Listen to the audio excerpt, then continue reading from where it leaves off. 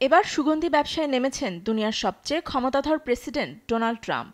একাধিক ব্যবসায় নিজের আধিপত্য বিস্তারের পর ঝুঁকলেন পারফিউম ব্যবসায়। নিজের নামে উন্মোচন করেছেন মোড়ক।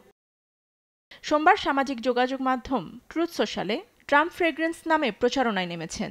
নাম দিয়েছেন ভিক্টোরি 4547, যা প্রতিনিধিত্ব করে বিজয়, শক্তি ও সাফল্যের। ট্রাম্প যুক্তরাষ্ট্রের ৪৫ ও ৪৭তম প্রেসিডেন্ট। এ দুই লাকি সংখ্যাকেই বেছে নিয়েছেন তিনি।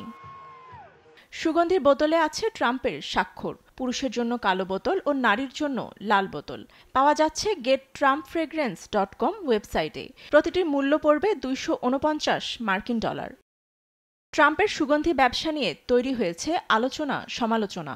অনেকে প্রেসিডেন্টের বিরুদ্ধে দুর্নীতির অভিযোগ তুলে বলেছেন, প্রেসিডেন্ট পদবি ব্যবহার করে পারিবারিক ব্যবসার প্রসার বাড়াচ্ছেন, হচ্ছেন লাভবান। প্রেসিডেন্ট থাকায় এমন ব্যবসায় জড়াতে পারেন কিনা এ নিয়েও উঠছে প্রশ্ন। ভার্জিনিয়ার সিনেটর মার্ক ওয়ার্নার এক্সে এক পোস্টে লিখেছেন, যুক্তরাষ্ট্রের ইতিহাসে এর আগে প্রকাশ্যে চুরিবিদ্যায় কেউ লিপ্ত হননি।